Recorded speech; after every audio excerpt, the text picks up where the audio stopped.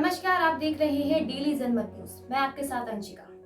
विवादों में और अपने बेतुके बयानों से हमेशा सुर्खियों में रहने वाली कंगना एक बार फिर से अपने बयानों की वजह से चर्चा का विषय बनी हुई है। जहां देश को आजादी दिलाने में अपना सब कुछ न्यौछावर करने वाले राष्ट्रपिता महात्मा गांधी के लिए कंगना ने एक बहुत ज्यादा विवादास्पद बयान दिया है।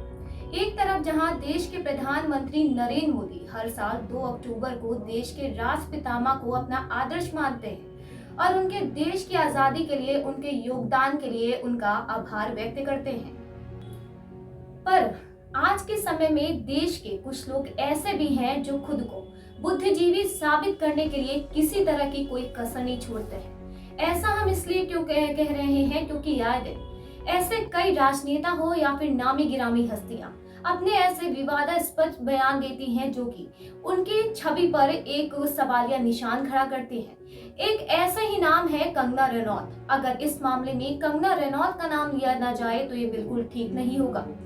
ये अभिनेत्री अपने बेबाक बोल के लिए हमेशा से जानी जाती रही है। सुशांत सिंह राजपूत केस हो या फिर कोई अन्य मुद्दा, ये अपनी खुलकर अपनी राय रखती हैं, पर इनके बेबाक बोल कब इतने बेबाक हो जाते हैं कि इनको खुद पता नहीं चलता और इनको खुद ही नहीं पता चलता कि आखिर वो बोल क्या रही हैं। वहीं आज के समय में एक समाज में ट्रेंड सा बन गया है कि खुद को बुद्धिजीवी साबित करने के लिए कुछ भी बोलो वो सही है। ये बात भी किसी से छिपी नहीं है कि ये लोग खुद को बुद्धिजीवी साबित करने के चक्कर में अल्पज्ञानी बनकर रह गए।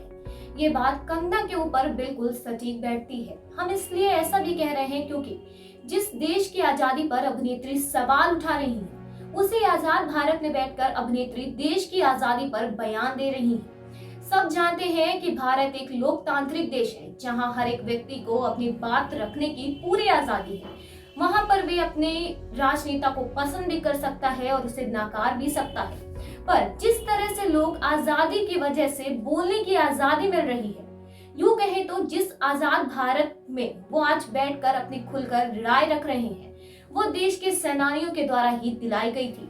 पर जब यही लोग उन सेनानियों पर ही सवाल उठाने लगे तो इससे ज्यादा चिंता का विषय कोई नहीं है। वहीं जब इस आजादी पर ही सवाल उठाए जाए तो ये कहां से जायज है। जहां एक तरफ कंगना ये कह रही हैं जो स्वतंत्रता के लिए लड़ रहे थे, उन्होंने तो लोगों को अपने मालिकों को सौंप दिया क्योंकि उनमें ना तो हिम्मत थी और ना ही खून में उबाल। वो सिर्फ सत्ता के भूखे थे और चालाक थे।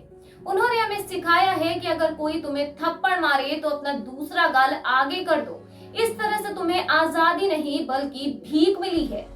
जहां एक तरफ कंगना ये भी कह रही है कि अपना हीरो समझदारी से चुने और उन सबको यादों के एक बॉक्स में समेटकर सिर्फ उनकी जयंती पर उन्हें याद करते हुए विश करना, सच कहूं तो काफी नहीं है, बल्कि ये किसी मूर्खतापूर्ण व्यवहार होने के साथ साथ गैर जिम्मेदाराना भी है। हर इंसान को अपने इतिहास और अपने हीरो के बारे में पता होना जरूरी है। गांधी जी ने कभी भी भगत सिंह और नेताजी का समर्थन नहीं किया। कई ऐसे सबूत हैं जो इस बात की तरफ इशारा करते हैं कि गांधी जी चाहते थे कि भगत सिंह को फांसी हो जाए। पर एक सवाल यहाँ पर ये उठता है कि गांधी जी अहिंसा के पुजारी थे जबकि भगत सिंह हिंसा के।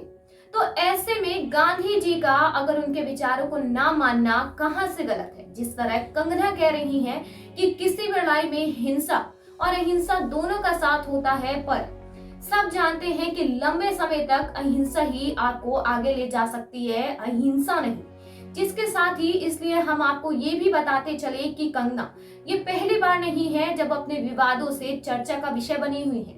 इससे पहले भी वो अपने कई बयानों के चलते चर्चा का विषय बनी हुई है। जहां एक बार उन्होंने ये भी कहा है कि आजादी तो मिली है लेकिन हमें असली आजादी 2014 में मिली है।